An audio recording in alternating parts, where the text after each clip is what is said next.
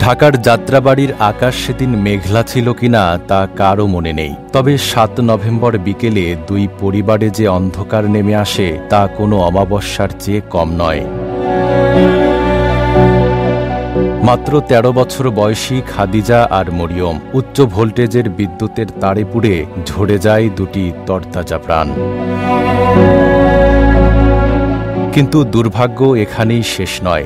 সন্তান হারানোর ক্ষত শুকানোর আগেই ফেসবুকে ছড়িয়ে পড়ে একটি মিথ্যা ভিডিও ও গুজব। ছাদে টিকটক করতে গিয়ে বিদ্যুৎ পৃষ্ঠে দুই কিশোরীর মৃত্যু, হাজার হাজার শেয়ার, লাখ লাখ ভিউ, আর কমেন্টে শুধু ঘৃণা, কটূক্তি আর উপহাস।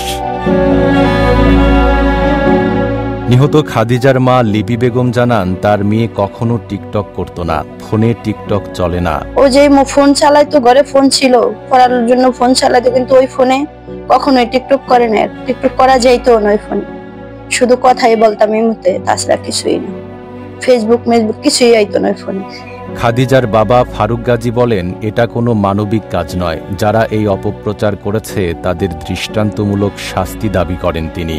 কিন্তু যারা এটা করছে এটা তো আসলে কোনো মানবিক কাজ। এটা যদি অরিজিনালি ওদের ভিতরে ওই ধরনের মন মানসিকতা থাকতো, তাহলে এরকম একটা দুইটা বাচ্চা মেয়ের মৃত্যু নিয়ে ওরা এইভাবে ছলনা করতে পারতো না। এগুলো আসলে এদের দৃষ্টান্তমূলক শাস্তি হওয়া উচিত। ঘটনার দিন ভবনের ছাদে পানির পাইপ বন্ধ করতে গিয়ে পাশের ১১,০০০ ভোল্টের খোলা তারে জড়িয়ে বিদ্যুৎপৃষ্ট হয় তারা।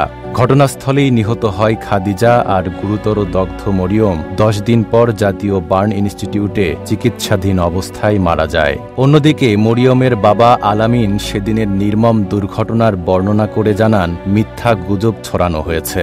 ইউটিউবাররা এটা টিকটক বানাইয়া লগে আর অন্যদিন শরীরে লাগাইয়া পুরা দেয় দুনিয়া ভাইরাল। আত্মীয় স্বজন আমার সবাই সঙ্গে বলছে, কি রে এই মেয়ে কিনারে টিকটকে অভিনয় করছে আর আবার তোর নাম দেয়।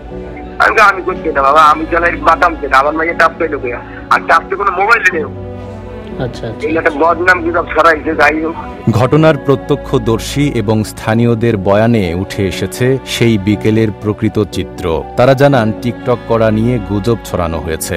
মূলত আসলে এটা কোনো টিকটক করতে ছাদে ওঠে নাই, ঠিক আছে। আমরা যে ঘটনাটা জানি, ওরা নাকি যে পানির একটা লাইন আছে ওই জায়গায়, পানির লাইনে কি জানি একটা কাজ করতে গেছিল, হঠাৎ করে পিছলা পড়ে গেছে, পড়ে যায় তারটা ধরছে, তারটা ধরেই মানে একটা দুর্ঘটনা হয়েছে। কিন্তু মানুষ এটা ফেসবুকে দিয়া, ঠিক আছে, ভাইরাল কইরা এটারে অন বানাইছে যে টিকটক, ঠিক আছে। আর এই ভিডিওটা যে ফেসবুকে ছড়াইছে, সম্পূর্ণ ভিডিওটা আমি করছি, ঠিক আছে। কিন্তু আমার তো ২-৩ জনে আরো নিয়া আপনার এটারে আরো টিকটক করছে, এটা করছে, ওইটা করছে, আরো মানে এটারে পুরো নষ্ট করে লাইছে। টাকায় দেখি যে চিল্লাছে, টাকায় দেখি যে একবারে কারেন্টে ধরে গেছে। ধরার পরে মনে করেন আছে ৫ সেকেন্ডের ভিতরে ওর চুলটা পুড়ে গেল, গিয়ে ড্রেসটা পুড়ে গিয়ে পড়ে গেল। আর ওদের হাতে কোনো মোবাইল দেখিনি, কোনো টিকটকের আমি কোনো কিছু দেখিনি, শুধুমাত্র ওদের খেলতে দেখছি।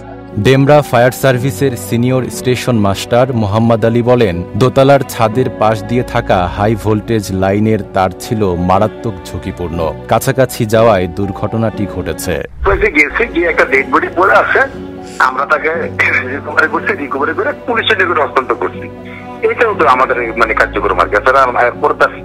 অন্য কার্যক্রম তার এখানে নাই। আগুন টাগুন থাকলে বলতে পারতাম, কিন্তু ওইটা তো ডেড বডি গান পাইছি, সেটাকে আমরা উদ্ধার করে এই ঘটনায় যাত্রাবাড়ি থানায় একটি অপমৃত্যুর মামলা করা হয়েছে। তবে দুটি নিষ্পাপ প্রাণ হারানোর পরও সামাজিক মাধ্যমে ছড়ানো গুজবের আগুনে পুড়ছে দুটি পরিবার। নাইম আরাবি, ঢাকা পোস্ট।